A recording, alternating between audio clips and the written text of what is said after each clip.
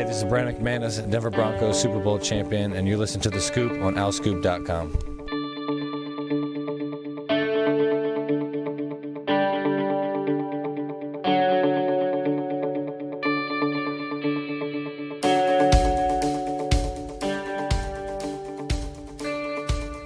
Hi, everybody. Welcome back to The Scoop. This is Season 6, Episode 17. You can't see this on Zoom, but Sam Cohn is triumphantly raising his arms in the air and celebrating. He's happy to be back.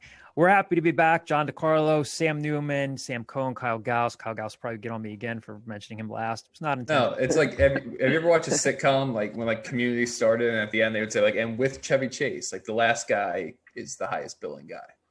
All right. If that's Styles pivoted his take from I'm spinning this. Well, spin zone there. spin zone. Spin zone with the cone zone.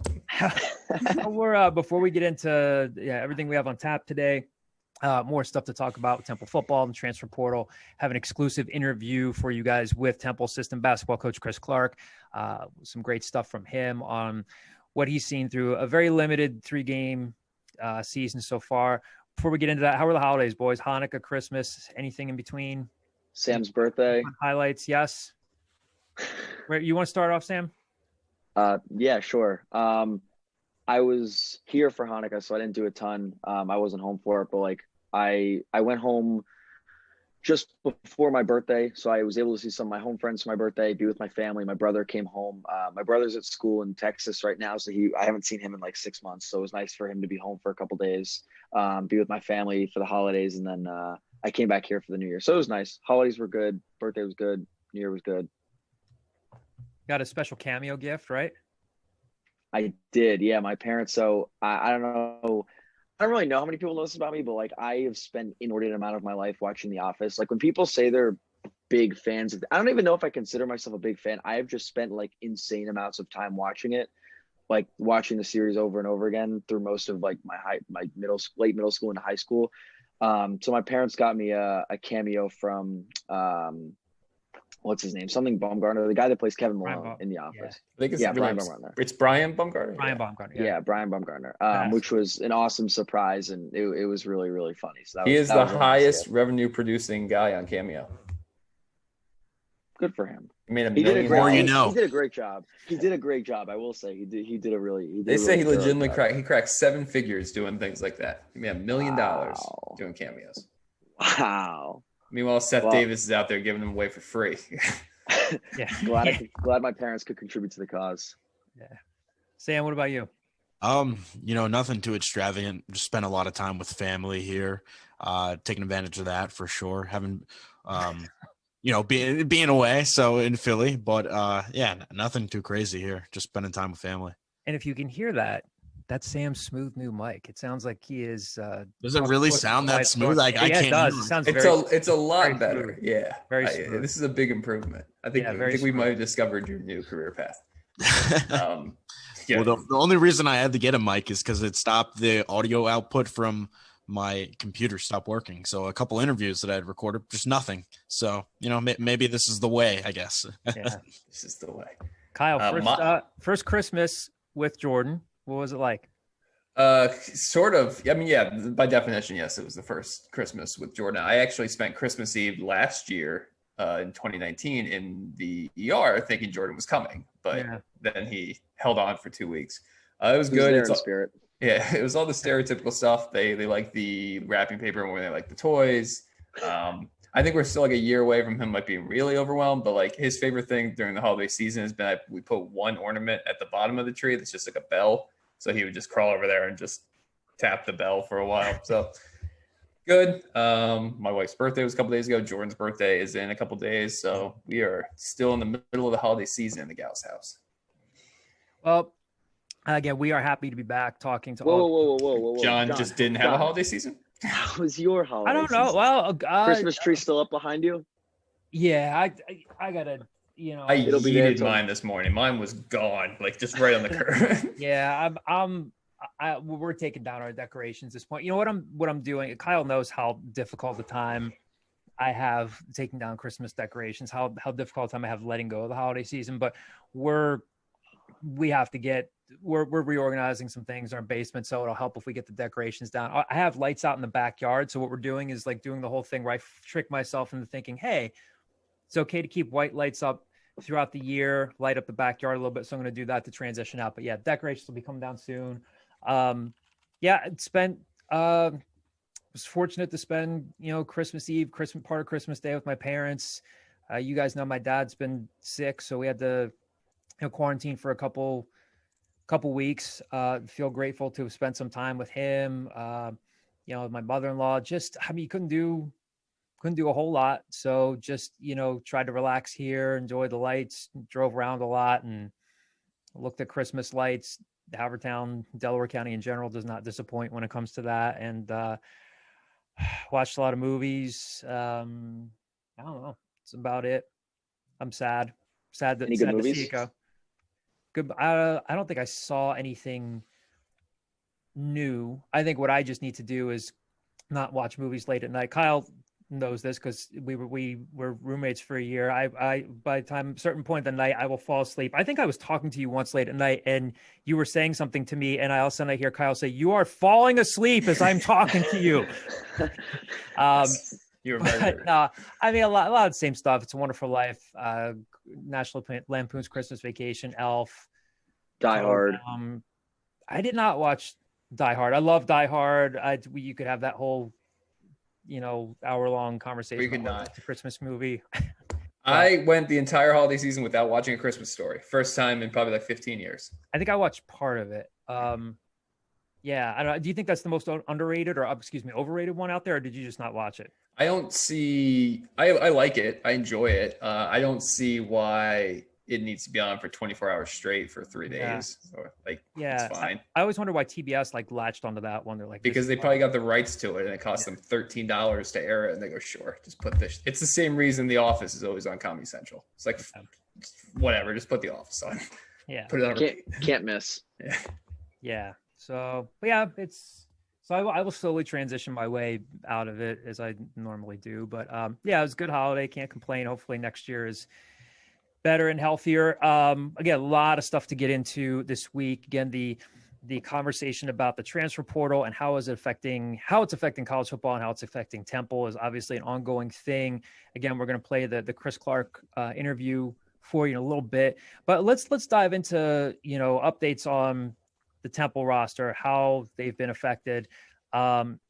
We know it's the biggest topic of conversation. The losses are there. Ifan Maje to Rutgers, Vince Picozzi and Linwood Crump to Colorado State, Isaiah Graham Mobley, and now Chris Banks to Boston College, Anthony Russo to Michigan State kind of started things off. Arnold Ebiketie, I think the one that really hurts as much as any of them, to Penn State. Did I miss anybody? I'm missing David Wagugu to Rutgers. Yeah. Which that was an interesting one. Yes. And then you've got the Gaines, Ahmad Anderson from Purdue, and some of these guys you already know about from National Signing Day, Rayvon Bonner from Illinois, DeJuan Mathis, Deuce Mathis from Georgia, Keyshawn Paul from UConn. They signed in December. Lancine Toure, defensive end from North Carolina, just announced Tuesday night that he's transferred to Temple. He played at Irvington High School in Jersey, had a bunch of Power 5 offers coming out of high school, has played sparingly at North Carolina. Non-portal related, Dan Archibald is entering the NFL draft. Parag Carey, Brandon Mack is too. So now here we are on January 6th. Again, it's obviously for a lot of different reasons. The main one, being fans are seeing a lot of talented players leave the program. We know that the portal, we've talked about this before. We know that the portal is affecting not just Temple, but affecting a lot of programs in college football. But guys, where are we sitting on this now after the holidays, heading into January? Again, this is an ongoing thing. It's not done. But where do you fall on this? Any different, same as before Christmas? But since our last podcast, how are we feeling about this? I've got some thoughts. Kyle has thoughts. I've got some thoughts on the transfer portal. I don't think I'm going to say anything revolutionary, but a couple things stick out to me. One is that there are some kids, not necessarily at Temple, because all of them seem to have found landing spots so far. There are some kids that are getting some terrible advice out there. Everybody thinks, hey, I'm going to enter the portal. I'm going to go up a level. I'm going to have my pick of whatever Power 5 conference I want. I'm going to start. And you keep seeing articles out there that say, like, there are 1,400 FBS players in the portal right now, and there just simply are not enough scholarships for these kids. You keep seeing it. So it's been a wave. The dam broke, and it's been a wave of people entering the portal, which everyone's posting gifts now and yada, yada, yada. What I think hurt and helped Temple is that their season ended so much earlier than anybody else. Mm-hmm. Temple's season has been done for 6 weeks now. We had the chaos that was the East Carolina COVID Bowl, followed up by Cincinnati being canceled 6-7 weeks ago. So Temple got a jump start in losing players. Anthony Russo entered the portal first week of December. He found a landing spot in Michigan State very early on. And that also gave them an advantage of being able to identify positions of need within the portal, which allowed them to move on Deuce Mathis. They got a Power 5 SEC transfer quarterback in the early signing period. Right now, you're seeing a lot of people like North Carolina State's quarterback just entered the portal today.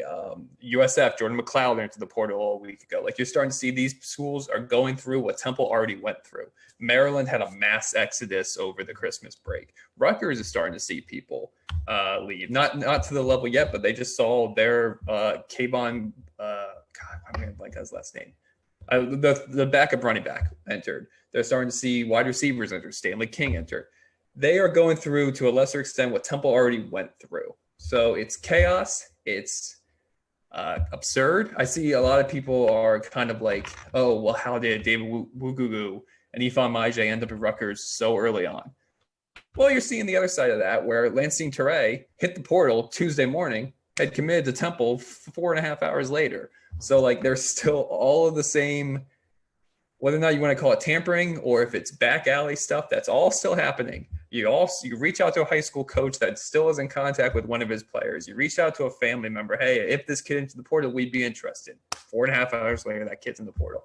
It's chaos. It's exciting. I don't have a general, like, has Temple been hurt more or helped more by the portal take yet? Because I obviously right now, if I had a gun to my head, I would say hurt more just based on the players they lost. But it's January 6th. We still have another month to go until the second National Signing Day. Lancine Toure was not on my radar 12 hours or 36 hours ago, and now he might be your starting defensive tackle. So the transfer portal is the bane of my existence and also the reason I get up in the morning. So. Let me ask you guys this question. I'll ask you guys. It's not that we haven't talked about this before. We're bringing it up again. Is what fans want to know, and what they ask of us, and they ask of anyone else that covers the team, is there cause for concern? From the outside looking in, when you see this many players leaving, is this what you expected? Is it more than you expected? Do you think there's cause for concern here, or do you think that Rod Carey can right the ship here because they are vulnerable? They got hit hard by COVID and injuries, like a lot of other programs did. But now, for the first time in a long time, they're coming off a 1-win season, and now they have to bounce back without some key players. Deuce Mathis might be a great find from Georgia. It was obviously a high-profile recruit.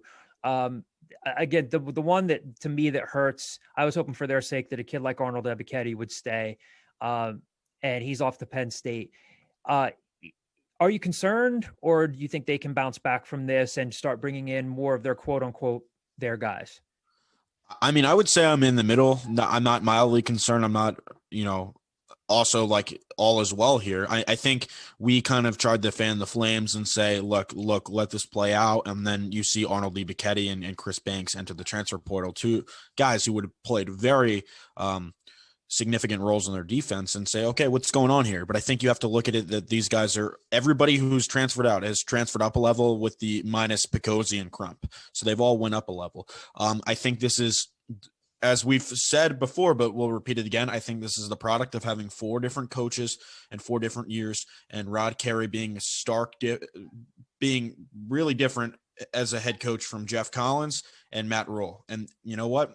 Some kids, like, when I talked to Chris Banks and David Wugugu, I don't remember which one of them said it, but they were like, this isn't what I signed up for. And I think it means in terms of culture.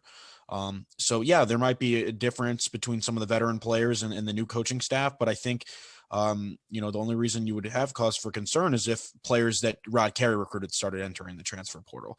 So I think, there would be a level of concern if we get around February and it's like, okay, Temple's not brought in as much talent as they lost, but you still have a signing period where Rod Carey said that they're going to bring in a defensive tackle, which I'm sure they're going to bring in another one besides Torrey. They're going to bring in another running back, maybe a receiver. Maybe they also get Barber and Martin to sign and whatnot. So I think it's still too early to freak out, but I also, there definitely are signs for concern just because of all your veteran players, all the guys who would have come back, been able to run it back and start, or say, hey, I'm going to use this opportunity to leave because maybe this culture isn't what it used to be.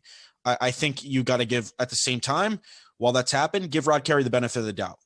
This is, for better or worse, this is his team. This is his roster. More than half the guys on the team are his recruits. So COVID aside, I think you give him up this season and next season and basically say, all right, Rod, what do you got?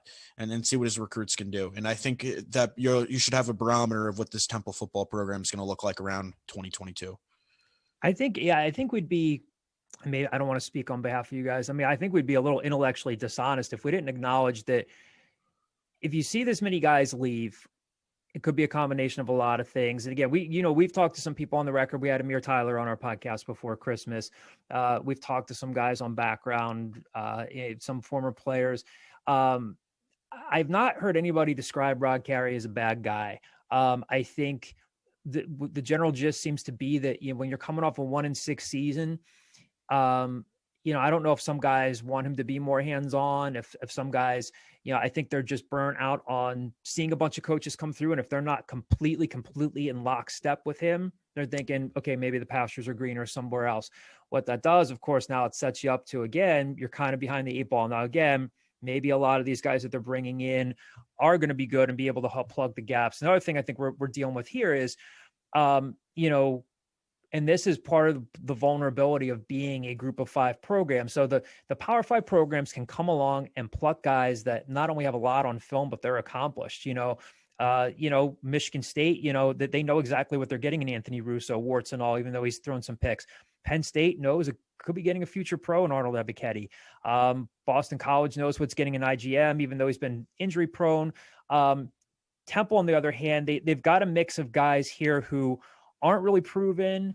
Some of them have proven themselves a little bit at the Big Ten level, like Purdue. And look, a guy like Ravon Bonner opted out this season. He averaged right around 275 rushing yards in those 3 seasons, but he scored 10 touchdowns as a Big Ten player. So I think one of the other common criticisms you hear is, well, it's not an even exchange. Look at all what they're losing, what they're gaining. We don't know as much. So, I mean, there really is a lot to be seen here, but I think it really is setting up for, okay, Rod, these are, as cliche as it sounds, these are real. You were really zeroing in on guys that are your guys. What are you gonna make of it? And we still don't even know what's going to become of, and that's the crazy thing about the portal and college football right now. It's not like Jaden Blue and Randall Jones have to make formal announcements about whether or not they're coming back. We don't know yet. We don't know what's going to happen with Jaden Blue. Does Jaden Blue decide to say, my quarterback's not coming back, I'm going to go somewhere else? Or does he come back? Does Randall Jones come back? If those 2 guys do come back and you can kind of stop the bleeding, is that enough to keep things moving forward? I don't know. It's going to be an interesting spring to cover. If there is a spring to cover, hopefully there is. But I don't know. I mean, do you think this is a roster that can compete and bounce back and at least be bowl eligible next season? I know that there's a lot to be seen, but if you were to look at it right now where you think it might be heading, do you think this could be at least a bowl eligible 6-win team next year if they do play 12 games? First of all, how dare you not give credit to the fact that they were bowl eligible this year? So, I guess we didn't play that up as much as we should have, right? Yeah, it's crazy. It's almost like they left the campus and weren't practicing. Yeah. Anyway, one of the interesting aspects to me, I think, is if you had told somebody coming in to December that, hey, all these people are going to leave, and then they're going to bring in X amount of transfer portal additions, people would probably assume, and maybe rightfully so, that a lot of them are 1-year plug and play guys. And 2 of them are. I mean, Bonner has 1 year of eligibility left. Will Rogers has 1 year of eligibility left. But for the most part, and even going back to last year with the addition of Quantel Raines and Nazir Burnett, Carey's staff has kind of been focusing on multi-year guys. I mean, Lansing Toure has 3 years of eligibility left. Ahmad Anderson has 3 years of eligibility left. Dwan Mathis has 4 years of eligibility left. So I think if you're an optimist, you say, okay, they're not just trying to stick gum on the holes in the dam here. They're actually trying to build the foundations and go forward. I think the trade-off to that is these are developmental guys. Lansing Toure had a lot of power, 5 offers coming out of Irvington, but has barely played at UNC. So you hope that he projects. You hope if they got Lansing Toure at high school, everyone would have been saying, why isn't he playing as a freshman? Like everyone would have been very optimistic about that. So I think it's kind of a trade-off where they're doing the right thing. They're trying to build the program in their image, the way they want to do it. Whether or not that works out, who knows? But I don't think the addition of Lansing Toure is the difference between them being a bowl eligible team and a non-bowl eligible team next year. I think they still need to expect contributions from guys like Layton Jordan and Manny Walker and build from there. So they could be bowl eligible. I mean, they're playing Akron. They're playing a Rutgers team that's better, but isn't a world beater. They're playing Boston College will be an interesting one because you're going to be facing 2 former guys right there. But I mean, there's the potential for 6 wins, but it's also January, and I have no idea what the remaining 6-7 scholarships look like. Yeah, I would make the optimism and say, sure, they can be bowl eligible because you look at the schedule, but obviously it's too early to tell. Let's say that they go in February and sign, a couple more Power 5 transfers. And if they have a regular spring brawl and are able to get everybody on the same page, I think, I don't understand why they couldn't be bowl eligible just because there is a lot of talent and you want to get it flowing and working together. But if they don't have, the offseason that they had coming into the 2019 season, it's more like the 2020 season. I think you're looking at a team that probably is competitive, but wins maybe 4 or 5 games. And this is just, me shooting from the hip in January. So there's still a lot of time, but I think they have to bank on being able to get on the field and practice and getting these guys on the same page and getting them into the system. Look, it can be done. I mean, we've seen Houston do it. We've seen SMU do it. It's all about just getting the right guys into the program. Like you can build a roster on transfers and see what happens. Sorry to cut you off, Stan. No, it's okay. I would agree that you guys know more about these incoming transfers than I do, but I would say it's okay to be cautiously optimistic. But again, as Kyle and Sam both mentioned, it's way too early to tell right now. I think Kyle did kind of going back a little bit. I think Kyle made a really good point about it, like how beneficial it was for Temple and how wacky of an end of season it was and how much they dealt with. But it was in the end, in the long run, beneficial that A, they were able to play a lot of younger guys this past season, and B, that they were able to identify positions of need early on to get guys they may not have otherwise gotten if they had been attacking the transfer portal a little bit later on, a couple weeks later. And then Sam made a point about like the culture change that Rod Carey brings, and hearing a player say something to the thought of, this isn't what I signed up for.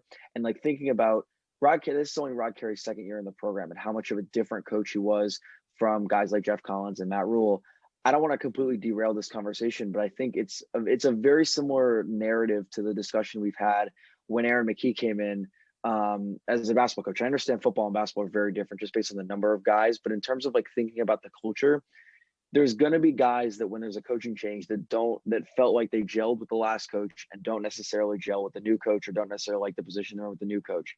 Feeling like, or having Rod Carey having the chance to, in terms of like so many guys, so many veteran guys being on their way out and a lot of talent being on their way out, having guys come in that want to be there, as Rod Carey said 1,000 times in the last couple of weeks, about guys that want to be there, guys that like him wanting to build his own culture and his own vision for the program, I think is at least noteworthy when thinking about the mass exodus that they've had in the transfer portal.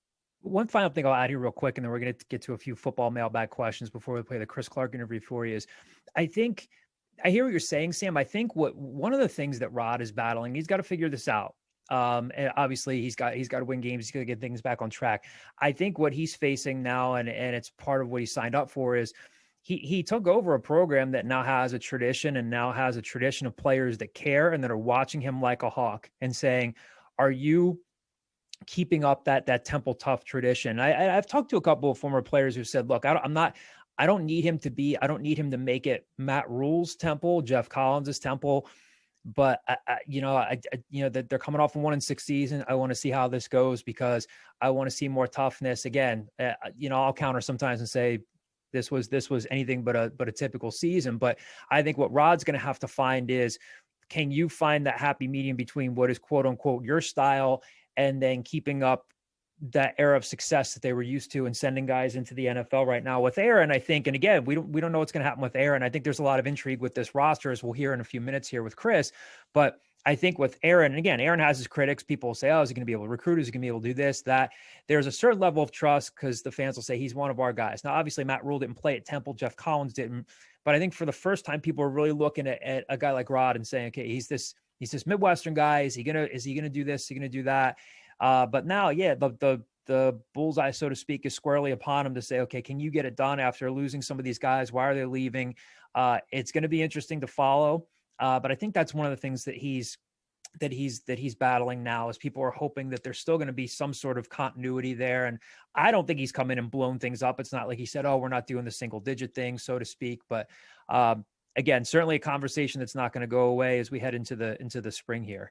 Well, John, if you remember a conversation with Amir Tyler, I mean, he pretty much said and didn't dispel the notion that the concerns that other people had, but he basically said he felt like Rod came in and allowed for them to have some of their tradition. So I guess it just depends on who you talk to in the locker room. Yep. Yeah. Well, we have a few mailbag questions here. We're going to kind of keep the football conversation going and get to some of the football mailbag questions here. And some of these kind of speak to what we've talked about. TU 1834 from the message board asks, one fan thinks the football sky's falling while another thinks this is just a crazy time in the program and it'll all even out. Carey just has to prove it with his guys now. How would you argue each respectively that they are wrong? Feels like I'm in high school debate class again. Like, this is your stance and lay out your points. Yeah. I think there's the cliche for a reason, right? The truth is somewhere in the middle. People have a reason to be upset. Imagine if you're like a 68-year-old Temple season ticket holder that's been a season ticket holder for 30 years, and all you're reading is you open up the newspaper the next day and you see, holy crap, another guy left, and you have no idea. Like, I understand why people get upset that way. This is just the weirdest recruiting cycle in college football history. It really is. Like, the transfer portal becoming a more prominent thing, factored in with the one-time waiver, factored in with COVID. And then on top of that, if you're Temple, you're dealing with your fourth head coach, like in the span of 4 years, 5 years. It really is kind of in between. I think things will all even out. I don't think, look, if we're sitting here next year and all of a sudden you see that, hey, this 3-star defensive tackle that Rod Carey recruited and played a little in 2021, and Rod Carey went out and said he's going to be our guy in 2022, and then he leaves 2 days later, then yeah, we might start having reasons to be like, really, oh, chicken little here. But it's just kind of in between for me at this point. Let it all play out. The transfer portal giveth, the transfer portal taketh away. So, you know, I mean, that's just pretty much what it is at this point, and you just have to let everything play out. I see both sides of the aisle, but I would.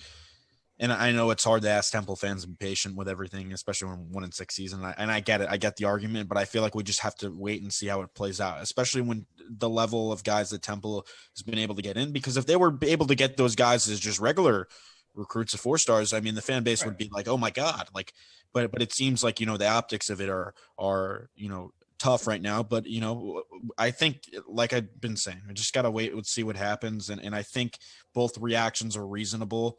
And like Kyle said, you understand, because some people are just seeing this player leaving. And then, you know, couple it with the fact that, like, in a non-COVID year, more than half of the guys who transferred out wouldn't have any eligibility left and would be at Temple's pro day. So I will say there are times that, like, I wish John's gonna make fun of me for saying this. Sometimes I wish, like, it's like Adam biting the apple, right? Where you're like, okay, all of a sudden, like, you're aware of all this existence now. Like, the fact that you kind of like see how the sausage is made to an extent with the stuff is simultaneously a blessing and a curse. Like it provides the extra level insight where you can say, okay, I understand why this guy left and they're recruiting this guy and this, but on the other end, it's like, holy crap, like, I have to deal with the fact that you know these things and you understand the way the sausage is being made, but these people on the outside might not. And it's frustrating. I'm really looking forward to when we can get back into arguments about Temple not running enough play action off of fullback dives.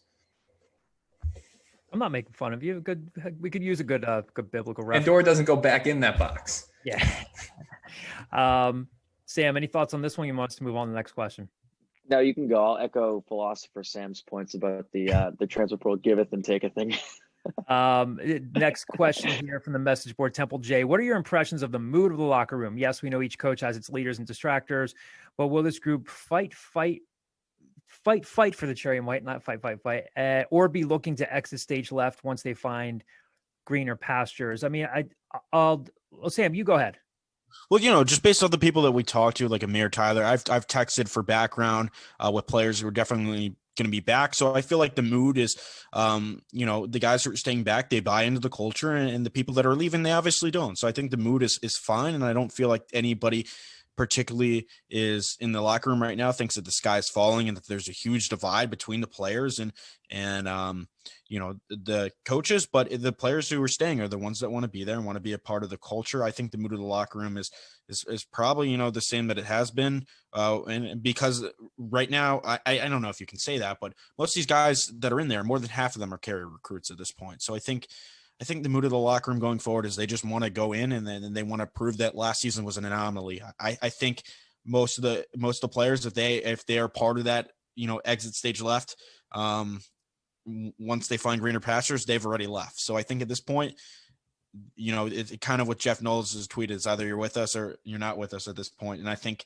obviously after spring ball, that opens up a can of worms, but I think the players who want to be there are going to be there for this season. I don't think he said it that nicely, Sam. No, he didn't. I couldn't remember what he did say. So FEBU was the tweet.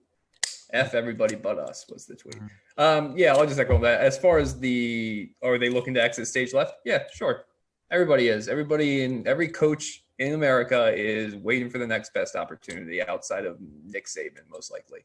So yes, if Temple all of a sudden goes 9-3 next year and Jeff Knowles' defense gives up 21 points a game, then yeah, he might be looking to exit stage left. But yeah, FEBU. Next question here, HBG Al. A lot of player movement out of the program. Are there any rumors of a coaching staff shakeup? No, there aren't. Could there be a coach that leaves? Sure. You deal with that in college football every year. We know that a couple of programs took a shot at trying to pry Walter Stewart away. Could that happen again? I don't know. I think we're seeing a little bit of a delayed reaction, but with the schedule just kind of being weird and staggered, we'll see what the coaching movement is like, depending on who gets what job. The pessimist from the outside looking in might say, oh, Temple was 1-6. Who's going to want, any of their coaches? We'll see. Again, I have not heard anything yet. I think Rod Carey would be very, very unlikely to say, hey, I'm going to wreck shop and get rid of half of my staff after a 1-6 season. There are no rumors, nothing tangible about a coaching staff shakeup. Could they possibly lose an assistant? Sure. We'll have to see. Final football mailbag question here comes from Mission Man. It's a long one. He's basically asking, I guess the crux of what he wants to know here is whether or not things are moving forward with Temple's search for a new president and whether or not the new president will hire the new athletic director. Yes, there's a search committee for the new president. Do I know for sure if they're going to go in that direction where the new president hires the new athletic director? I don't know for sure. I've heard a bunch of different things, none of which I could really confirm. Those decisions are made above my pay grade, but I don't know. Could be heading in that direction. I think we can all agree that, having an interim athletic director at this time is tough, during a time that's unlike anything we've ever seen. I couldn't tell you definitively, Mission Man, either way, if that's the plan, but it is January 6th. And I haven't heard anything tangible that says that there is an active search committee out there looking for athletic director candidates. So it could be heading in that direction. Before you know, it's going to be February, later on in the spring. So, Fran Dunphy could be in that position a little while longer. So we'll just, we will have to see.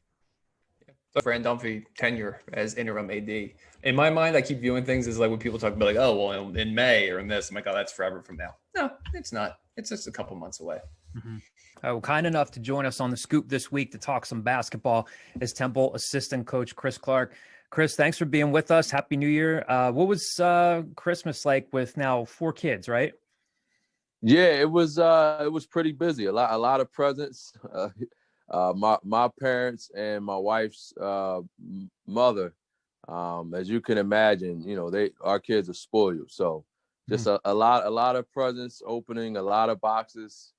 I threw some toys away because we had so many, to be honest with you. I gave some away, as I should say. But yeah, it was a lot of fun though, with our new addition, new baby. So it was a lot of fun. Can't complain, man. I'm blessed, really blessed. Chris, obviously it's been a crazy season and you guys are encountering another pause for the program due to COVID.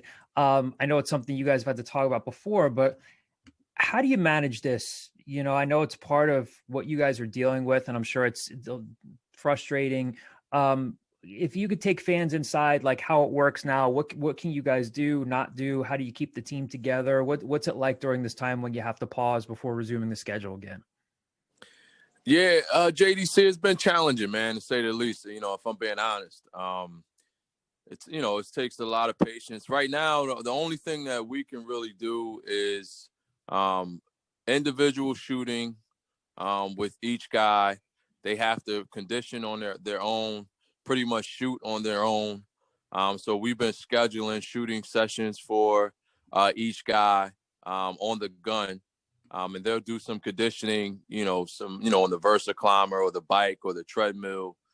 And it's been really challenging. I think our administration is doing a really good job of just keeping us, up to date with the protocols, and more importantly, keeping our kids safe. I think that's the main thing, keeping our kids safe, and not only just physically but mentally, just keeping them engaged. So, just constant communication with Coach Dumpf, with Jessica, with Craig, and the doctors.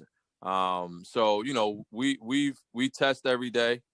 So it's testing every day, shooting, trying to get individual lift sessions when we can, cardio.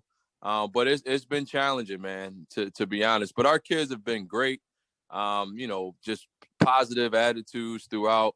Some days, you can tell when a guy's dragging, you know what I mean? But for the most part, throughout this process, our kids have been handling it really well, and just having a positive outlook, just on the situation. And they want to play.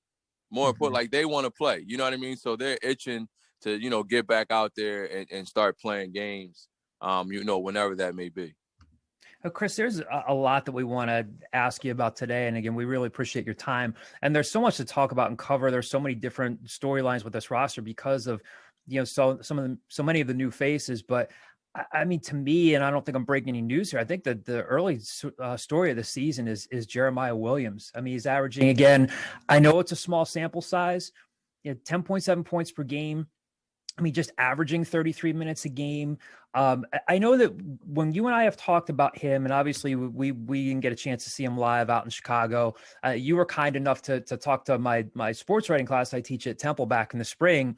And I remember talking to you and they had some good questions for you. And I said, hey, what about the roster? I said, is there a guy that you're excited about that's maybe under the radar? And I remember you talking about Jeremiah, and he's always kind of described as like this kind of underrated junkyard dog kind of guy. Doesn't, I'm paraphrasing here, doesn't do one thing particularly well, but through 3 games, he doesn't look like this underrated type of guy. And I'm not trying to overestimate what he's doing, but his footwork looks good. His defense looks good. He's playing important minutes for you guys and really seems to be about as, I guess, as good as you could hope for so far. What have you seen from him? And did you guys really expect this? Well, we knew Jeremiah. We know he can play. We knew he can play coming in. We didn't know that he would have the type of impact that he's having right now, and not because of his lack of ability or anything, but we're asking him to do a lot. You know what I mean? We didn't foresee him, doing all the things that he's doing right now for so early in the season. But yeah, I mean, he's just a tough kid, man. Just a tough Chicago kid. When you watch him, like you said, he's not our best shooter on the team, right? He's not the fastest guy on the team, but I would argue he's probably the most competitive and the toughest guy on our team. And he's been asked to, run our offense. He's been asked to guard the best player on the opposing team. He's been asked to, score, take care of the basketball. So, I mean, we're putting a lot of pressure on him, but I think he wants that. You know what I mean? He's accepted, those challenges that we threw at him and those responsibilities. And he's a tough dude, man. That's the only way I could really describe him. Like he's mature. He's always in the gym. He's always watching film, studying the game, asking questions. How can he get better? He picks everyone's brain in the office. Coach Makin's, Coach McKee's, We watch film together, him and I a ton. So he's just an incredible kid. Comes from a really good family too. His mom and dad, grandparents, a supporting cast. So he's been a pleasure to coach, and I think he's just gonna continue to get better.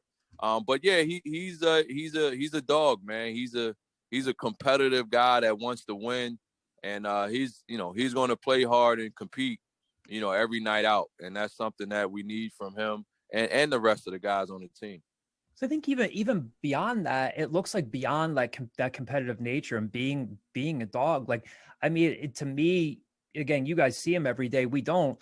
Looks like his shooting form is pretty good, and it looks like his defense is come along. I mean, he obviously did a lot to help, limit Kendrick Davis there a little bit. I know you guys didn't win that game, but the damage there could have been worse. There was that play in transition where I think JP got the ball out to him. Sam had highlighted this in one of his pieces where he settles himself and his footwork's good and he scores on that like reverse layup. It just looks like he's doing. And again, I know it's a small sample size. I'm not trying to hype him up and say he's going to be the conference player of the year, but it looks like he's doing some smooth things on both ends of the floor that I don't know, that look like a player who's maybe like toward the end of his freshman season, that at the beginning of his freshman season. Yeah, I think Sam is making him look good in all these cut-ups, though. Sam's making us all look good. No, but John, yeah, I mean, he's a good player, man. He's a really good player, and he's getting better. And that's the thing that, it sucks sometimes not playing these games because, that's how we're getting better. In practice, yes, but these guys need to play as much as possible. And we would love to play to get these young guys experience because, I mean, we're playing, Jeremiah, Dame Dunn, even like Ty, Strickland, Nick, Quincy, like these guys all need experience. And we think they have a really good chance of being really good players for us, down the road. So, but Jeremiah, he's a great kid, man, really great kid. And I think he's going to continue to get better and improve his game, his ball handling, the shooting, decision-making. But, he's been a pleasant, I wouldn't even say surprise, but he's been really solid and stable for us, starting, the first, 3 games, whatever it is. 3. But, yeah, he's been great. He's been good. Chris, well, Jeremiah has joined the program more recently. Like you just talked about, Damian Dunn's a name that we've been hearing about for, it seems like forever, even though he's just a redshirt freshman. He's leading the team in scoring. He's getting to the free throw line about as well as any Temple player since maybe Khalif Wyatt. How obviously with the caveat of it being a 3-game sample size, but how have you kind of seen him improve during his time in the program, and what's the future hold for a player like him? Yeah, he's probably just as slow as Khalif Wyatt too, but I mean, if he can score the ball the way Khalif did, we'll take it. You know what, Dame has been another kid, just really fun to coach every single day. I think Dame has a bright future. He can really score the ball. He's physical, big physical guard, loves to get to the free throw line.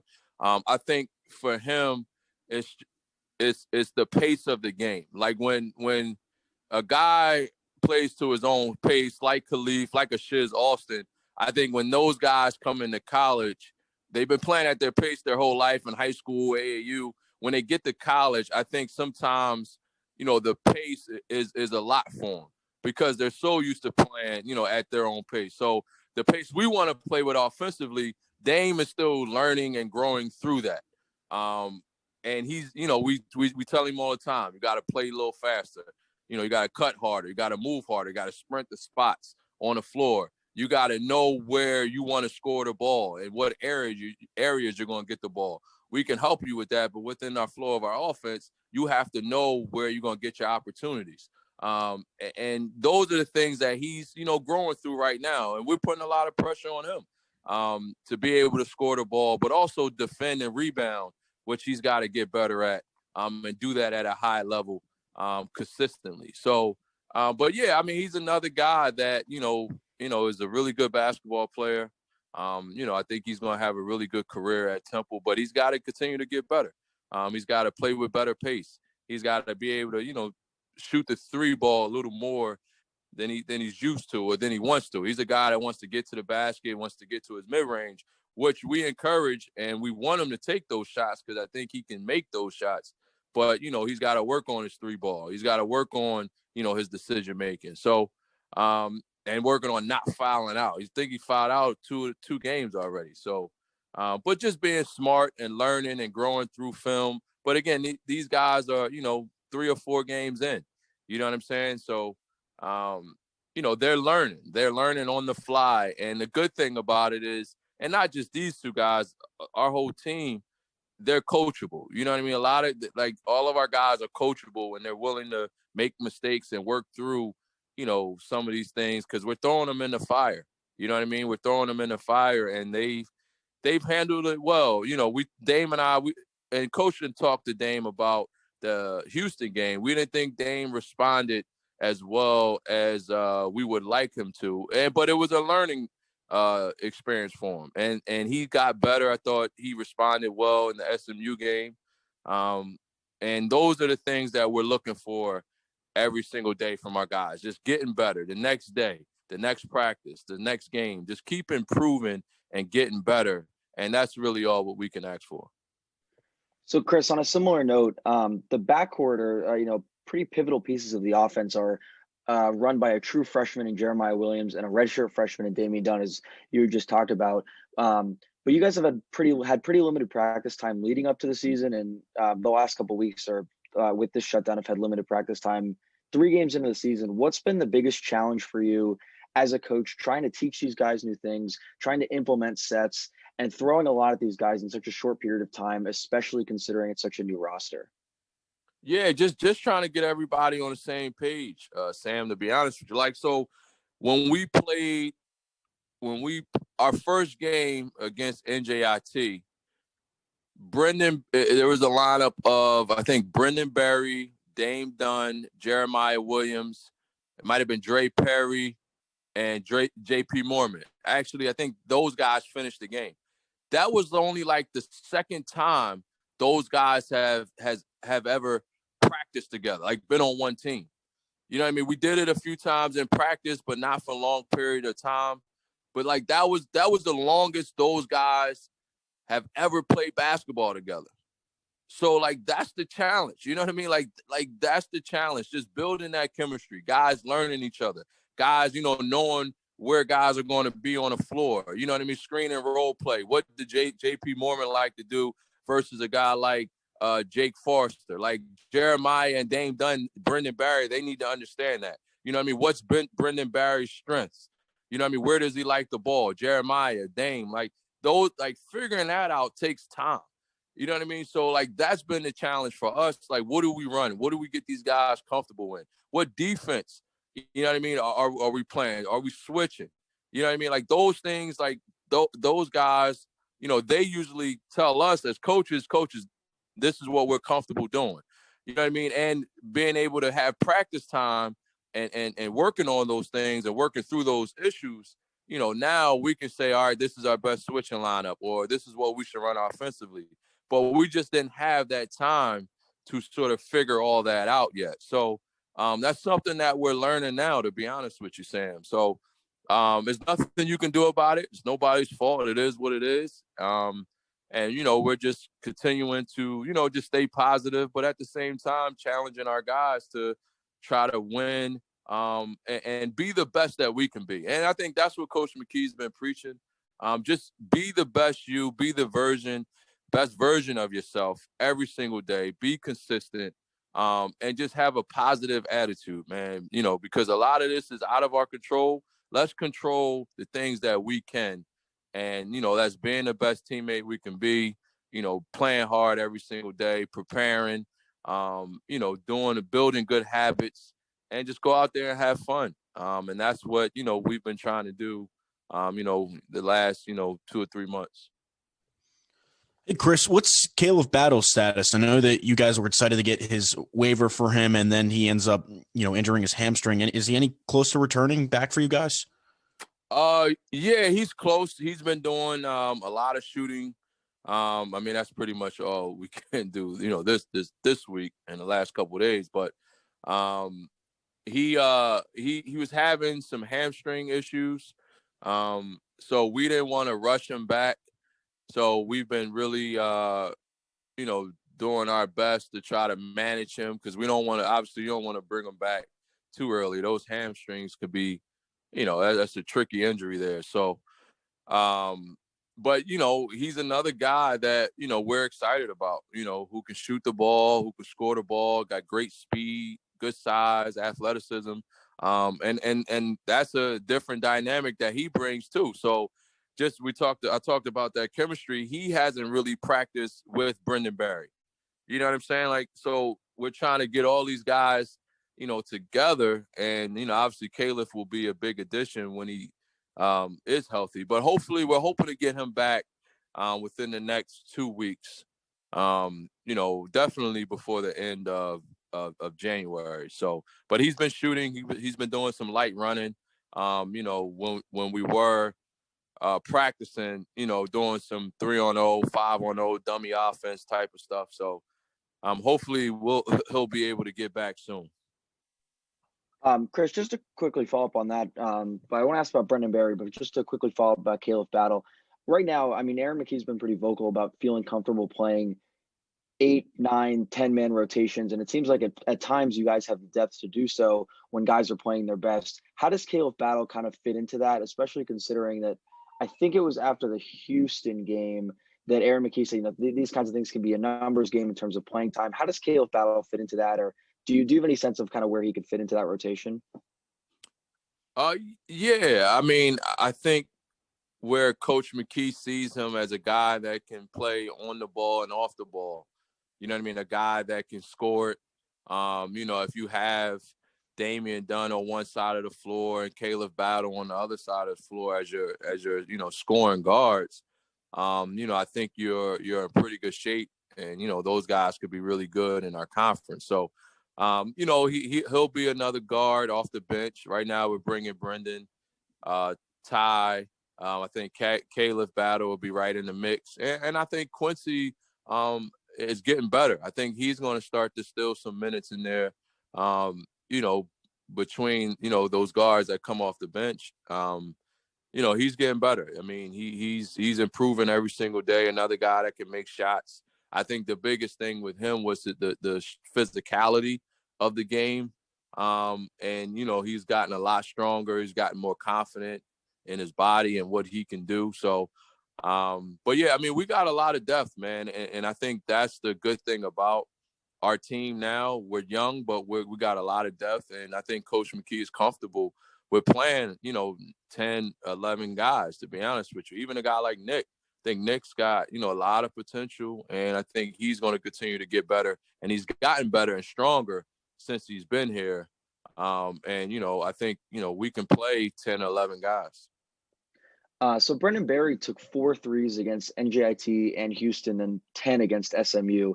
How have you been able to unlock his game more and get him more looks in the offense? What have you learned about his game just from like him joining the team so late and then kind of these last couple of weeks? What have you learned about him? Well, he's a very unselfish kid. He wants to win. He's a competitor. I think, he's done a really good job of just trying to fit in. He's been on our team, about a month now, if that. So he's been great, man. He's been a great addition, a guy that's just mature, goes about his business the right way every single day, just has the same attitude and approach of just wanting to get better. And that's what some of our young guys need to see. An experienced guy who's been playing college basketball the last, 3 years and 4 years, and just a guy that brings a maturity to your team. And yeah, I mean, we want him hunting threes, and I think the underrated part about his game is he can really pass the ball too. I think when you watch him, he makes some really good passes, off of attacking closeouts or off of the ball screens. So we want him to be more aggressive. We're going to try to find, shots for him within our offense. But then that's that's the piece that I talked about earlier of our guys being able to find him within the flow of our offense too. And that takes some time getting used to, you know what I mean? Just knowing where he's going to be on the floor, knowing where he likes the ball. So, those things, it hurts when you don't have practice time, like we do now, to be able to continue to build on those habits and build on that chemistry. But he's been a great addition to our team. Just a great kid to be around, always got a good vibe about him and maturity that helps our young guys sort of get better every single day. And they can learn a lot from him, learn a lot. Hey, Chris, with Jeremiah averaging 33 points per game and basically starting for you guys, what have you seen from Ty Strickland? I know Aaron said that he wanted to kind of ease him in after the shoulder surgery, but what have you guys been able to see from what he's done in the court through the first 3 games? Yeah, well, Ty, his offense hasn't come along yet, and again, that takes time. Having a shoulder surgery, being out for so long, his rhythm, his timing on the offensive end, that will come. His shooting, all that will come for him. He's getting better, but I think he's been good defensively for us. I think he has the ability to be a really good on-ball defender. He's got quick feet. He's strong. He, lateral quickness. And, I just remember a play specifically in the end of the first half against SMU. Davis had the ball up top, and they were running a sprint ball screen slip out. And Ty did a really good job of just keeping Davis in front, walling up, staying down. So, those are the things that Ty brings to our team is, that defensive mindset, his ability off the bench. So, his offense is going to come. And that's what we've been telling him, Ty, don't worry about your offense. That's going to come, but continue to defend at a high level, rebound, do the little things that's going to help our team win. And, your offense is going to come. So he's been good, though. He's been, as far as his attitude, he's been really positive, been great on the bench, great helping out the guys, some of the young guys. And, but yeah, we're not worried about Ty. His offense will come. But the main thing is just being really good on defense, rebounding the ball, and just, being a voice out there for, some of our young guys. Chris, we've talked a lot about the guards so far, which I guess is justifiable considering the sheer number of guards on this roster. Right. I kind of want to shift the attention to the front court. JP's averaging 10 minutes a game or 10 points a game, continues to be that glue guy, shooting a lot more threes than he's done in the past. But he's playing 30 minutes a game, and then after that, there's a bit of a drop off in amount of time on the court. I mean, Jake's run into foul trouble. You've seen glimpses of guys like Rashma and Nick Jourdain. But how would you kind of evaluate that group? And I guess in that similar vein, ideally, are you guys hoping to eventually maybe run a more conventional lineup out there, or is the goal still to kind of just, hey, let's just keep throwing guards out there and run these smaller lineups when we think there's an advantage? No, I mean, we've been, believe it or not, we've been really emphasizing getting the ball inside to Jake, to Arashma, and I think you're going to see a lot more of Nick Jourdain coming up in these games. So we've been trying to establish an inside presence. Unfortunately, Jake has been in some foul trouble, so he really couldn't get into a rhythm offensively. But we want to still play with Jake, Rashma and Nick. And Nick is versatile. Nick can play the 4 or the 5. But yeah, I mean, we need inside scoring. We can't be a jump shooting team. You need it, no doubt about it. We all know how bad we needed, to add shooting this year, and I think we did. And we're gonna need Brendan to keep shooting. We're gonna need, Dame Dunn to shoot the ball. You know what I mean? Adding a guy like Caleb Battle will give you another threat from the perimeter. Quincy can shoot the ball. But with that being said, you got to have a balance. And I think Jake gives us that balance. Arashma, Nick can give us that balance inside where, we're getting some, easy, points around the basket, easy opportunities around the basket. So I think Jake did a good job of our last game rebounding the ball. And that was the key too. Last year, we were not a good rebounding team. And even against Houston, we struggled a little bit. So we want to see Jake continue to dominate inside, dominate the boards. Him and Arashma and Nick, they have to be really good rebounders for us. And when they get their opportunities to score inside, we want them to take advantage of it. And the same with JP and Dre. I know they're undersized when we do play them at the 5 at times, but when they get their opportunities, we want them, we want to play through them sometimes. With JP, it may not be inside, but, it may be, popping on the perimeter and now attacking, a closeout because you got a big, slower 5-man closing out at you. So we definitely emphasize of getting the ball to the paint, getting paint touches. But, yeah, I think Jake, Arashma, and Nick, definitely Jake, as our starting 5, he has to get going offensively, and we need that. We need that balance for sure. Chris, in addition to a lot of the new faces we've talked about, there are 2 more that you guys haven't had the option of playing yet due to I guess, to injuries, especially with Jaleel White and Sage Tolbert. Wanted to ask you about those guys. Obviously Jaleel's out with the meniscus tear, and I know you guys want to be cautious about bringing him back, but what we had heard was that he looked really good in practice before he got hurt again. Can you tell our listeners about what you guys had seen from him and why, again, the scouting report we got was that he looks really good, was maybe pushing to start. What did you see from Jaleel before he got hurt, and what are your expectations of him, whether it's, I don't know if he'll play at the end of this season or beginning of next season, whatever the case may be, but what did you see from him before he got hurt again? Well, Jai, he's man, it's really hard sometimes to describe what he's a basketball player, obviously, but he's like 6'7" right now, and he's been lifting crazy. He looks massive. If you walk into, if you're looking at a picture of all of our guys, and you wouldn't think he was a guard. Because he's just as tall as Jake, Arashma, any of our bigs, and he's filling out. He's getting stronger. So his body has changed, drastically in a good way, since he, arrived on campus. But yeah, Jai's Mr. Versatility, man. When you think of guys who, sort of can do it all, Jai is one of those guys. He can handle, he can pass. His shot is getting better. He's not the, best shooter, but he's capable of making threes when he's got his feet set. And that's something that he's been working on while he's been out, just working on form shooting, working on his touch around the basket.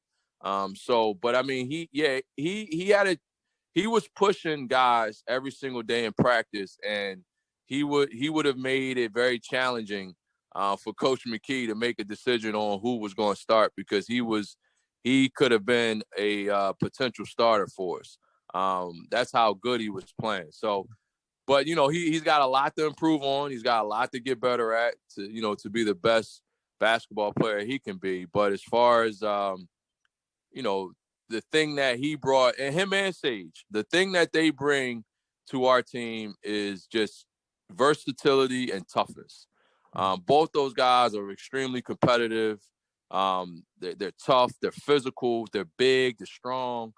You can switch 1 through 4. Jai can guard probably anybody on the opposing team 1 through 5. So we get tougher, longer, more athletic with those two in the lineup, man. And we're excited about those two because they bring a different element to our team that, I don't think we really have right now, just in terms of the versatility, length, athleticism, with Jai and Sage.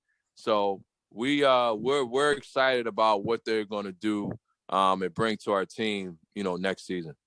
Chris, is there any shot that either one of them could play this year, or is the approach to be really cautious and say maybe it's best we keep them on the shelf, considering all the stopping and starting with COVID? Yeah, I know Coach McKee, we obviously we would love to have them practice. They haven't practiced with us yet. Obviously, Jai did early on until he got hurt, but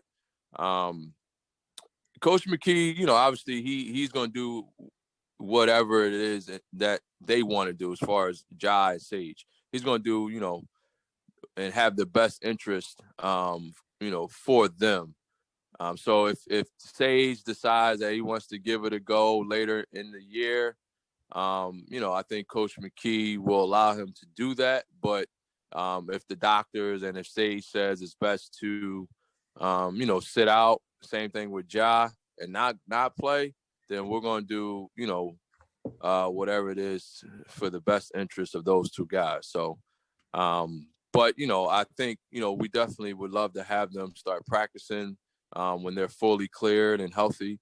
And, we're excited about, both those guys and what they can bring, to our team. Switching gears a little bit, Chris, Dre Perry's been the team's leading rebounder, but hasn't shot the ball especially well so far, just through 3 games. But what are your thoughts on what you've seen from him so far and where you feel like he can improve his game moving forward? You know what? He's probably been our most consistent guy as far as what he does. I mean, I know in the games he hasn't shot the ball well, but just his level of play and just being steady and being a senior, being a captain, Dre's been really consistent for us in his approach every single day. Provides a ton of leadership for our guys, and not just on the court, off the court, which has been huge during this pandemic and all the COVID stuff. You know what I mean? Because we got a lot of guys, this is their first time in Philadelphia, first time in college. So our upperclassmen, Dre and JP, have really done a terrific job of just mentoring and being there for our young guys off the court. And, we appreciate that greatly. But, yeah, I mean, obviously shooting the ball. Dre's a really good shooter when his feet's set. He's been knocking it down in practice.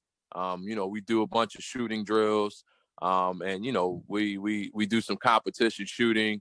And he typically wins. And if he doesn't win, he's, runner up. So the shots will fall for him. I don't think we're worried about that. We want him to keep shooting. But I think the things that he can improve on, just continue to rebound, continue to defend. When he's in there, I think, he's a guy that can, make a play, on the closeout. I know we've been talking to him and JP a lot about that. All of our guys just beating closeouts and getting paint touches a lot more than what we do. So, I think he's a guy whose offense will get better as we continue to play more games. Hey, Chris, just wanted to ask about, Nick Jourdain's development so far, what you guys have seen out of him. I know when he talked to Sam before, when he was still, verbally committed, he kind of described himself as like a self-proclaimed project, but so far he kind of looks like he belongs, especially down low. What are you guys seen so far out of his development? Yeah, Nick, similar to, when you talk about Ja, I think Nick's more skilled right now, but just a guy that brings a lot of versatility to your team. I mean, Nick, really good athlete, can shoot the ball, can handle the ball, could be a nightmare at the 4 position or the 5 position for opposing teams. But he's got to get a lot stronger. He's got to get physical, more physical. And that's something that, we've been talking about with him is, that's going to be a big part of his growth and how productive he's going to be. He's got to get stronger. He's got to play more physical. And, that's something that he knows he has to do. And I think, and part of that takes time too. Like, it's not going to happen overnight for him, but I think he'll start to get more minutes as we play these games coming up, because, I mean, he's a guy that is versatile, that can do a lot on the floor for you. He runs the floor extremely well, gets up and down, sprints in the screens, good. I think he's got the capability of getting other guys shots as a 4 or the 5-man, dribble handoffs, driving kicks, making plays out of the post. So, he's a guy that I think, has a high ceiling, very, very high ceiling.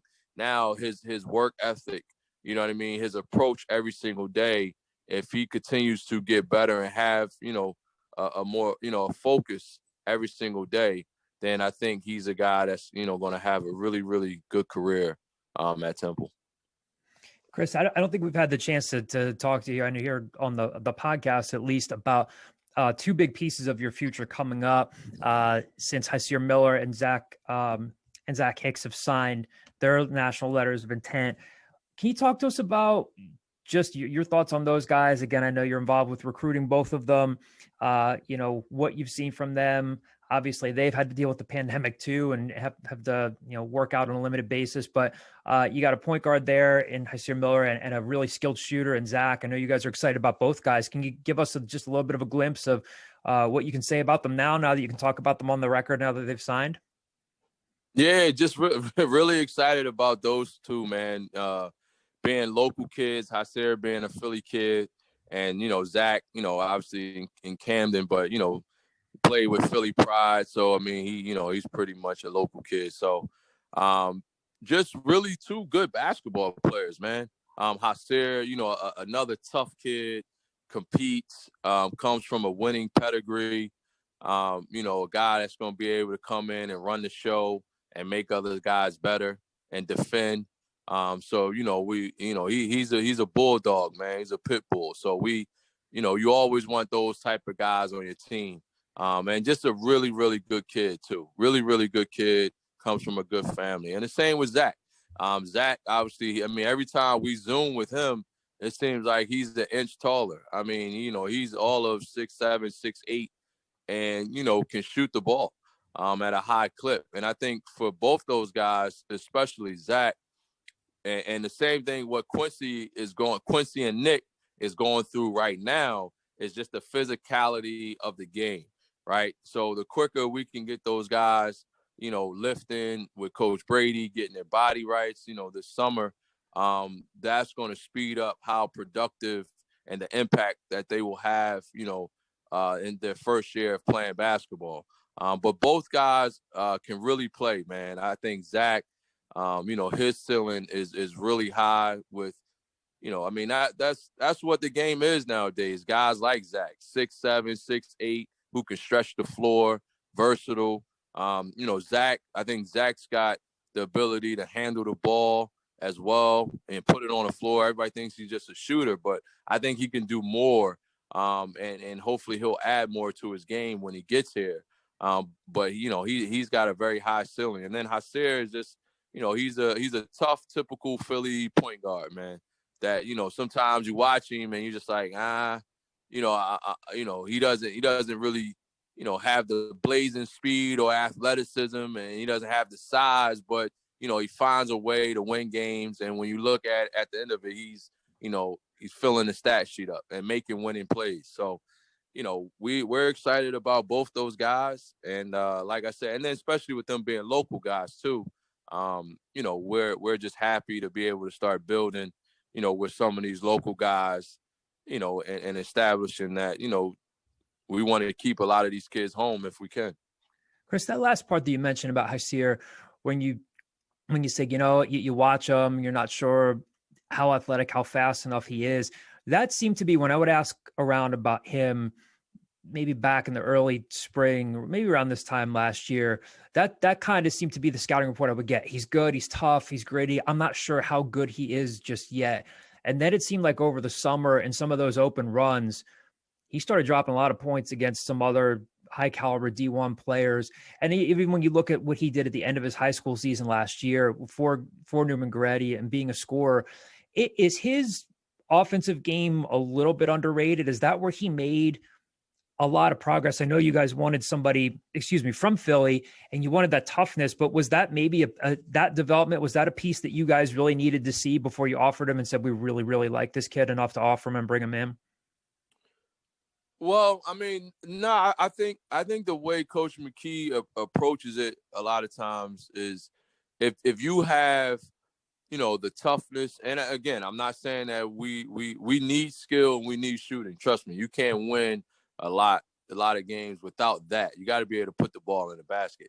But I think if you are a good kid and you want to get better, you want to be coached, and you have that toughness and that competitiveness, I think for him, we can get you better. We can work on your offensive skills, right? We could work on shooting. We could work on ball handling.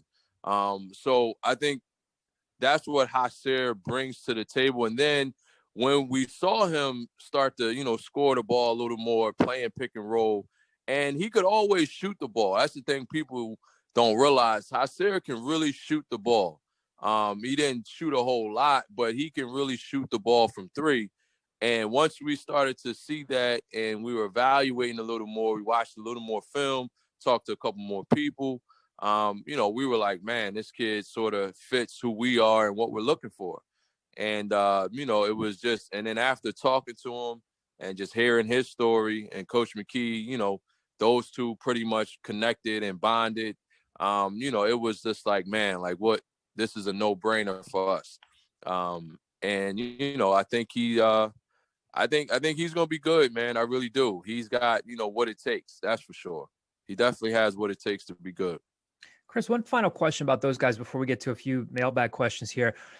What does it mean to get two local guys like them? Because you guys know how much pressure you get on the recruiting scene from keeping guys home. And it's hard to keep guys home. It's like, if you guys are on somebody and then you go somewhere else, somebody will say, why couldn't they keep this guy in Philly? Why couldn't they keep him at Temple? Again, Zach's right across the bridge in Camden, but is very skilled. And you guys know that you had to out recruit some other programs, of course, to get him. There was talk that he might reclassify. And then with Hasir, it's a big deal to get a kid out of Newman Goretti, which you guys haven't done before. What does it mean to just be able to keep these guys home where you haven't been able to do that since Shiz and Ernest and those guys? Well, I think there's a couple of things. I will say that we did get lucky, no question about it, right? So Zach and Hasir and a lot of the rising seniors, they didn't get an opportunity to play AAU this past summer. It would have been a lot harder to get both those guys if there was an AAU season and we were able to go out and evaluate. Both those guys' recruitment would have been, had a lot more schools than what they had. So we did get lucky in that regard. But I do think there's a lot of people that believe in Coach McKee's vision for Temple basketball and what he can do to, help make, their sons obviously a really good basketball player, but also, a good human being, a better man, and what, the Temple, community can do for each kid that we bring in, especially the local kids that we bring into Temple University. So, I think it's a mesh of all those things, John. I think guys want to play for Coach McKee. When they hear his story and all the things that he's been through on and off the court, I think a lot of kids are, drawn to that and they want to play for him. And, that's a great thing. And I think the AAU guys, you know what I mean? We do a lot of, communicating back and forth with the AAU guys. I think they've done a really good job of, for the most part, of telling their kids like, yo, Temple, they're building, they're getting better. You know what I mean? You want to play for a guy like Coach McKee. Temple, we have the facilities. We're in a good conference. We're going to continue to play a national schedule. So, you're going to get the exposure that you need. You have everything you need on Broad Street to be a successful basketball player and get to the next level. And win. I mean, Coach McKee talks about winning. We want to win at a high level. We don't want to just be, an NCAA tournament team. We want to win and compete for national championships. And he has that vision. And, we go about it day by day. We talk about it, in our recruiting meetings, our recruiting pitches. And, that's where we want to be. So I think when kids start to hear that and then they get on campus and they see it and they hear Coach McKee's story and they see the supporting cast and not just the coaches, but, the academics, you know what I mean? The people on campus. And they're like, man, like this is a really, really great opportunity for me to succeed. So, I think that's why they chose Temple. Hopefully we can get a couple more local kids to do the same in the next couple classes. So, Chris, we have a few mailbag questions for you here from some of our readers. These are screen names from our message board. First one is from West Coast Al, and it's along those lines. His question is, I know coaches cannot talk about specific recruits, but what does this team need to address with the roster moving forward? You know what? That's a really good question, man. And I'll be honest with you, I don't know. I really don't know. We have some unknowns, and that's not a bad thing. But because we have, a lot of guys on our roster that, we know who they are, but we still need to continue to see them playing games. But we feel really good where we are as a program with the young guys that we have. So, I would say you want to continue to just get, good players. I know it's a, cliche, a vague answer, but, when you look at our guys, we got, half the team are, freshmen and sophomores. Mm-hmm. You know what I mean? And they're playing for us right now. You know what I mean? And two of them are starting. The other two will play more minutes coming up in these games. And then you talk about a kid like Jalil and Sage, who you're adding next year.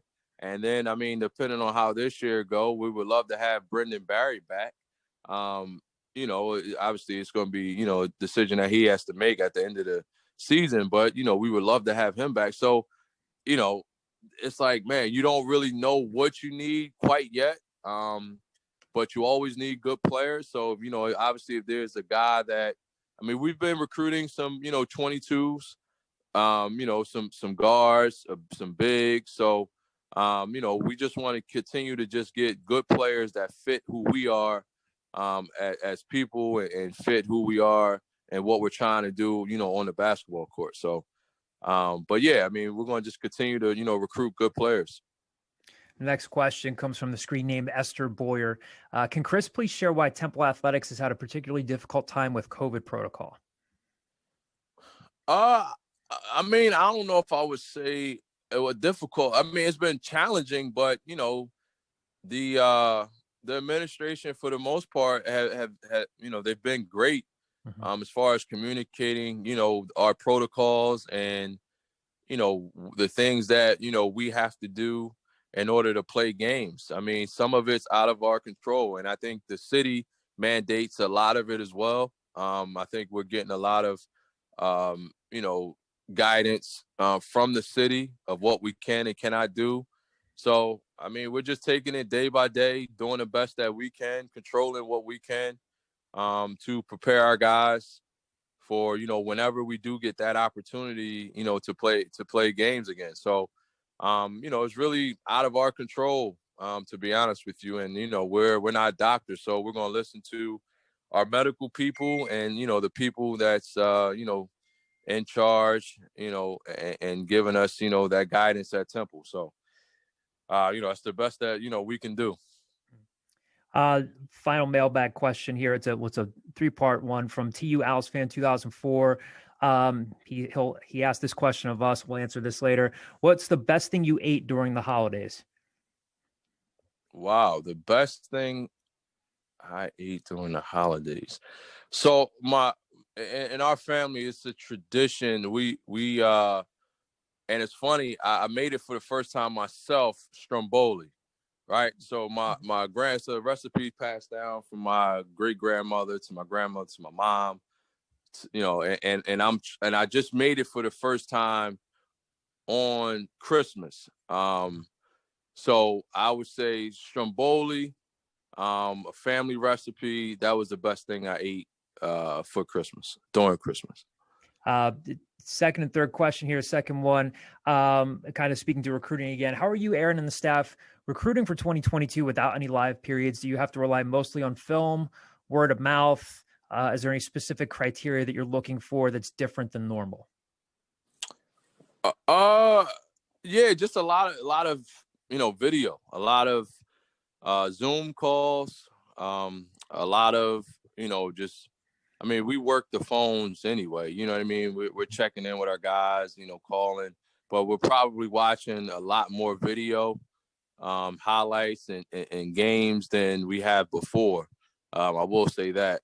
But yeah, I mean, again, it's, you controlling what you can control. I mean, it's hard to really evaluate on video. It's not ideal, but it is what it is at this point. So we watch video, we talk recruiting, pretty much every day, every other day. And, we have a list of guys that we're looking at. That's pretty much all it is now until we can get back out there and start to evaluate, live games. So the part of the three-part question here is switching gears a bit. You played for the recently retired Philadelphia legend Speedy Morris at St. Joe's Prep. What's your best Speedy story? My best Speedy story. Wow. There's so many of them. Wow.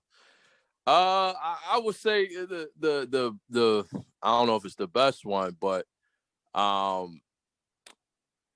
it was during Christmas break, I believe. This was I think it was my senior year. So we actually were Reebok at the time. Mm-hmm. And these new Jordans came out right around Christmas break. Might have came out Christmas Eve on Christmas Day. Anyway, I got a pair for Christmas, and John Griffin actually got a pair for Christmas. And, we were so excited about it. We were going to wear them in practice and games. And, we were just, we were talking about it for like, a week. When we get these sneaks, man, we're going to wear them. Going to wear them in practice. Hopefully Speedy lets us wear them in games.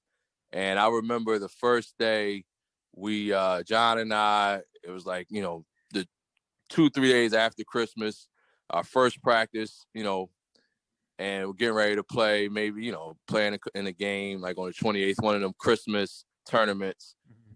And, we have them on, and I mean, Speedy just lit into us bad. Oh man, lit into us so bad. And he made us take them off immediately, and we had to put the Reeboks back on. So I just remember, like, man, I wanted to wear them sneaks so bad. And I mean, he just crushed me and John Griffin. So, yeah, I was so upset, man. I can't even tell you how pissed off I was that I wasn't able to wear those sneaks. But, I mean, so many different stories, man, with Speedy, man. Just he's one of the best, man, one of the best in the business. If I could follow up on that, when you say he lit into you, who could light into you to rattle you the most? Would it have been Speedy, would it have been John Chaney, or would it have been Fran Dunphy? Man, I took a lot of ass whoopings between those two. Well, they all lit into you in their own way. I would probably say Speedy, because I was younger and way more immature in high school. So that felt like, man, it was the end of the world. When I got to college, Coach Chaney just cut deep, man. He just cut deep. Oh man, it was just like, man, like, I can't believe he's saying this to me right now. You know what I mean? And Coach Chaney, he wouldn't just talk about you. He'll talk about your mother, your father, you know what I mean, your uncle, and especially for me, because he knew all those people. You know what I mean? My uncle played for him at Chaney. So, like, he would just talk about, if I made a mistake, he would talk about my whole family.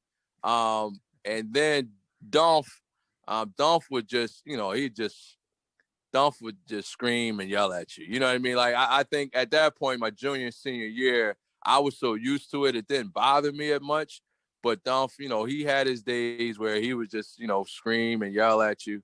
And you was just like, man, it was almost like nagging, you know what I mean, with Coach Dunph sometimes. But they all had their fair share, man, of ways of lighting into you and getting on you. So, but it made me better, that's for sure. It made me a better player and a better person.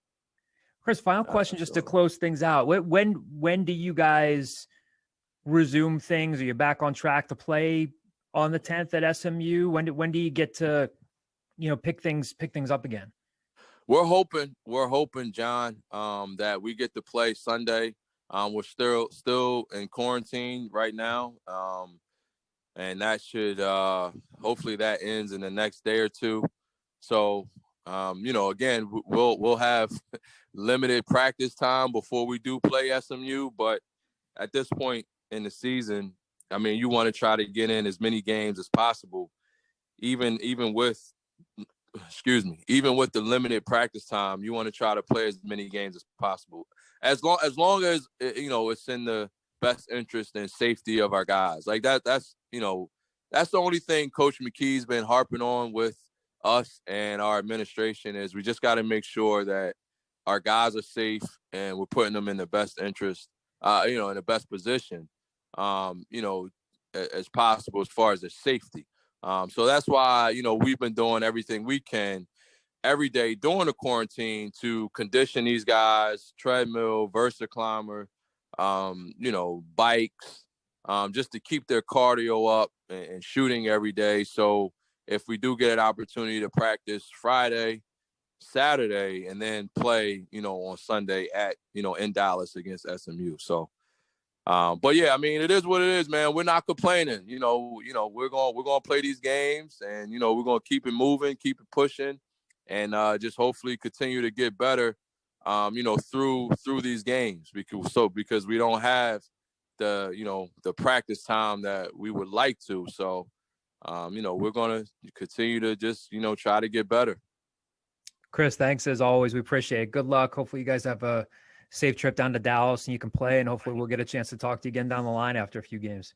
No problem, guys. I appreciate it, man. You guys have a good one. All right, so a big thank you to Chris Clark for joining us on the Scoop. Again, a small sample size to be sure, just a few games. Temple, again, obviously is hoping to resume its schedule on January 10th down in Dallas at SMU, the same team they played the last time around. So we'll see if they can literally get their season back on track and playing again. We'll take a stab at that last mailbag question from TU Owls fan 2004. Best thing you ate during the holidays? What's your response to that, guys? I'll go last. I'll go first. I have a twofer, both of which are probably more nostalgia based than actual. I mean, they're good food. But this was the first year that my mom made fudge in a long time, I feel like, or at least that fudge found its way to me. So the fudge was delicious. And then we always do we call it stuffed French rolls, which doesn't make sense because they're not French rolls. They're Portuguese rolls. And they're just basically like little mini bread bowls. You take the roll, you carve it out, you fill it in with vegetables and chop this and with a Velveeta or a melted cheese broth. Delicious. Probably 900 calories. Delightful. Crushed 4 of those. So French stuffed rolls and a lot of fudge. But fudge doesn't have calories in my mind. That's all it's free. Guys, anything good? It's a free calorie year. It's like pickles and mustard. It just doesn't count. Exactly. It's like an eligibility free year. It's a calorie free year. Exactly. Sam, I can go next. Guys, eating anything good? Birthday, holidays? Yeah, I can take it. I'll give 2 things too. Christmas Day Chinese food never fails, never misses, always hits. And I don't know if I've mentioned this on this podcast, but every year for my birthday, probably for the last decade, I've gone to the same restaurant, either with family or friends. It's called Fire and Ice in Boston. It is my favorite restaurant ever, but because of COVID, I couldn't do that. So I had dinner at home with my brother and my parents for my birthday, and my dad made this really good shrimp stir fry dish with some seasonings that we had gotten him for his birthday that was pretty spectacular. That was probably the best thing I ate over break. Yeah, he'll be happy I mentioned it. Probably the best thing that I ate over break is my mom does all the holiday cooking in our house, in our Jewish household. So my mom made brisket and potato latkes, otherwise known, if you don't know that, like potato pancakes. They're good. Great stuff. Can't go wrong with either one of them. And then actually the other night, well, I guess we can still consider this a holiday. My dad made steaks in a cast iron pan, just delicious. I mean, you can't go wrong with that. So yeah, we're eating well here. The best thing I ate, Kyle, I don't know if I would think you went to this place growing up in Downingtown. Did you ever go to Copa's growing up? Nope. Copa 82, right on Lancaster Avenue? Or was it going through its period where it had burned down for a while? You know what place I'm talking about? It's it's not far from the diner, in the older part of Downingtown.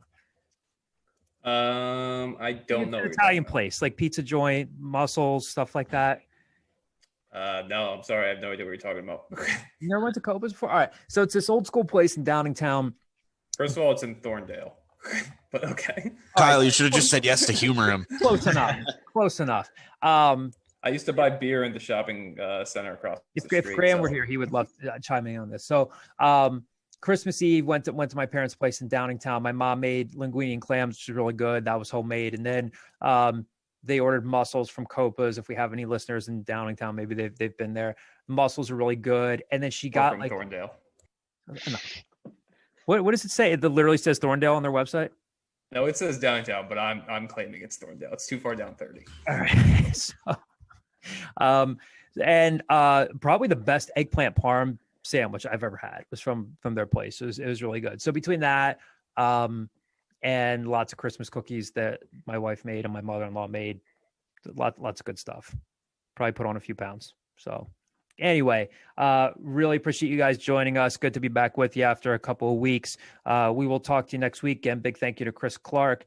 Big thank you to Sam, and Kyle for being with us this week. Good to see you guys again, and we will talk to you soon.